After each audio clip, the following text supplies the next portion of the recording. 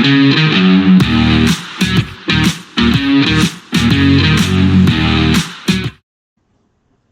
welcome back to the SuperCoach Nuff channel. In this video we're going to review round 15 as well as preview round 16 of the 2024-25 NBL SuperCoach season.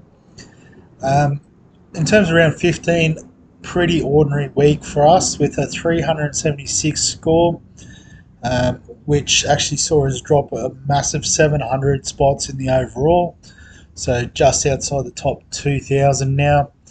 I guess the only positive, just looking at this front page, is one league win out of one, so we'll have a look at that in a bit more detail in a second. But in terms of my team and how we went this week, as we get the confetti, so Harrell with 48, Swakalo Bollock with 19. We had Wieskamp on the bench and he scored a 56, so that let us down a bit. And the centres following with a 37. Again, we had a 56 on the bench with Harrison, so pulled the wrong reins there with a couple of those moves. The guards were quite good though. Davis with a 59, and Walton Jr., who was one of our trade-ins, with the 71. So could have captained him for a few more points. So definitely left a few on the table this week. But in terms of the head-to-head matchup, so I am him with a 334 this week. So got the chocolates there. So he had Xavier Cooks as captain with 156, which was quite good. He had Harrison on field, which is nice, or on court, I should say. Maybe missing a player, so had Jackson Cartwright still, probably to the detriment of his overall score. But other than that, looked fairly well matched up. So it was probably, that difference. You could have got any player around the same price as Jackson Cartwright, could have easily made up the difference. But some strong scores here in the league. I can see a few 500s, lots of 500s, and a 600 down the bottom. So Nacho, Archer's team, with the #1 score. So Jalen Adams turned up, which was awesome. Prather turned up as well. Had both of them. Kell with an 80, Cooks, and Taco 4 with a 54. So pretty strong starting five there. And then had Harrell on the bench. So some good stuff there. I guess lots of 500s. Obviously, I'm well beyond the 8 ball in terms of the team, but I'll have a look at who else did well this week and we'll go from there. So Prather and Adams were the two top scorers, Kell, Cooks, Walton. So I'm pretty sure Nacho had 4 out of those top 4, so that's fantastic for the round. Tui as that mid-price option was good with 65. The usual suspects: Hurt, Davis, Cotton, Harrison. Mooney was up there. Bannon from the Bullets. Wieskamp, who we've got some good cash out of at least. Taco 4. So I guess we've seen a lot of these names in the teams. No real cheapies jumping out. Maybe Krislovic had a good week. Let's have a look at break-evens. That might help us with some cheapies. Nothing really. So the top cheapie, Kwani didn't play this week. Bruce with a 25 this week was good, but only averaging 7 for the season, so not the ideal. So Krislovic there at 150k with a 48, so break even of 7 this week. Mitch McCarron with a 35. As a guard, could be sort of taking the spot there from Jackson Cartwright for the next week. Other than that, nothing really to write home about, I would have thought. Wieskamp at 56, so he's still a viable option to trade in this week. So in terms of the trades, so I think the next 2 rounds everyone has a double. So it's essentially everyone is in the same boat. I guess if you want to get a little bit ahead, you can see Brisbane, New Zealand, Cairns, and someone else. Can't work out who. Oh, Adelaide have the double in round 18, so there'd be a slight advantage looking at those teams. But we do already have Harrell, Davis, Harrison, Cook, who's injured, so we may have to get out of that. Obviously, Jackson Cartwright can come back in at that stage, but I think he's still out this week, so we won't worry about that. Yeah, round 16 is where we're at. So I think, yeah, with the injury on Cook, we get rid of him. Um, and then I think at his price, just given that everyone's on the double, we could potentially get rid of Froling. Um, Hang on, if I just put him back in, yeah, so he's averaging 28. Walton's on the up, so if we ignore that, Harrison's got a slightly higher average.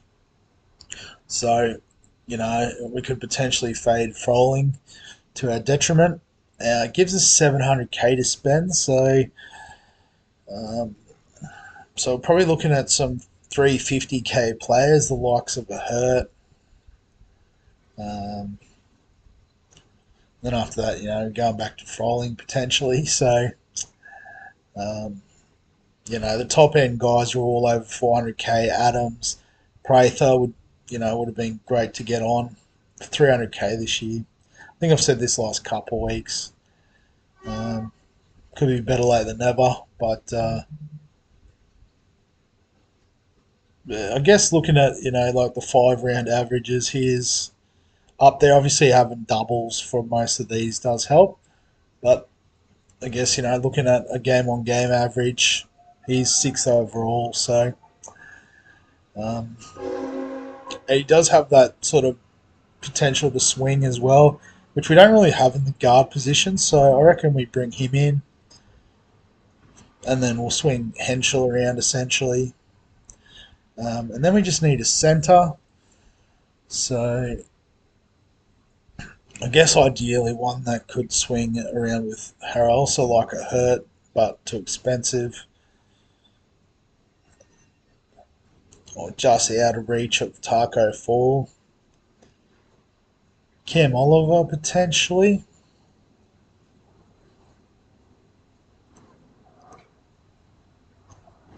So yeah, if we just filter out players we can afford, just to clear it up, he'd be the top option. What if we go by 3 round average? Obviously, this adds doubles in, so Lachlan Olbrich slides up a bit. Minutes played, so Bolden's played quite a lot of minutes. Not scoring though.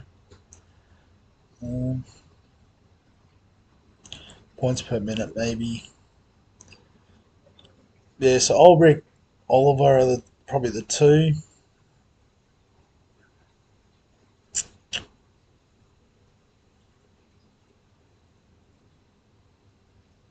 It's a toss of the coin, really. And probably at their price point, it's a situation you could potentially get one this week and trade Henschel next week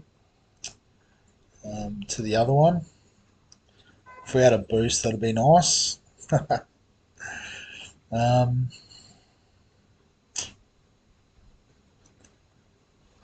let's just I'm going Oliver. He was my first thought. So no, actually, I'm going to go the cheaper option, Albert.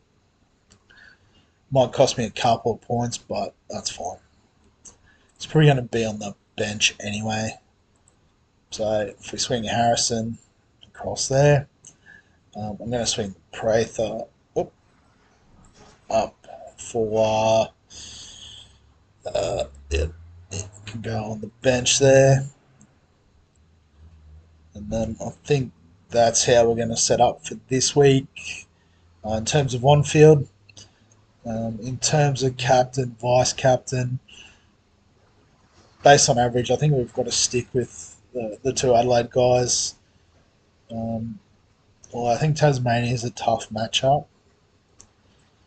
Don't think it's any easier for the Brisbane guys, if I'm being honest. So potentially Walton. He did score a 71. Let's go. Yeah, we'll go. That's on a little bit different potentially. See if we can make up a few spots, or if we just keep sliding down the greasy overall pile. How many more rounds have we got? Oh, mustn't be too many more before the league playoffs. I might have a quick look at that as well. Haven't really looked at the league too much lately. So you can see Woozy's on top with an 11-3 record. Nacho, who had a good week, 10-1 or 10.5, with the 3 losses. Step back Stormers with a 10-4. So I'm a fair way down the list here. 5-9 sounds about right. So in terms of the fixtures, so this is the last week before the playoffs. So might have a bit of a closer look at the bottom half of the 8. So what do we got? 1, 2, 3, 4, 5 teams on 9-5. So a big week for quite a few teams. Cotton Fields still an outside chance of making the playoffs. Not sure what the tiebreaker is. I'm pretty sure it was points scored, but looking at this, potentially not. I think it's percentage. So could be an interesting one this week for a few coaches. Maybe not myself. I might even be a chance of sliding out of the second 8, but that's fine. In terms of total points, so Woozies, Nacho, so no wonder they're at the top of our head-to-head league. Woozies sitting 131st overall. Nacho sitting 322. LA Knight 556 overall. Shano's up there 602. So 6 in the top 1,000. It's pretty good. And I guess, even me down here at 15th, 2018 overall. That's still top 10%, I'm pretty sure I saw at the start. If we go back to the homepage. Yeah, so I'm still in the top 10% and potentially not even going to make the consolation league. So a pretty strong league we've put together. So that's all on you guys. So thanks very much for getting involved.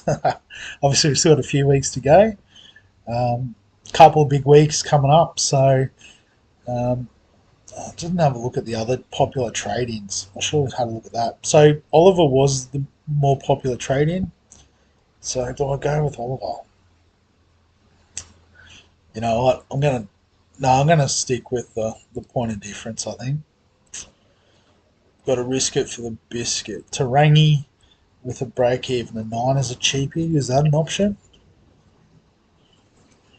Who did we have there? We had Froling, wasn't it?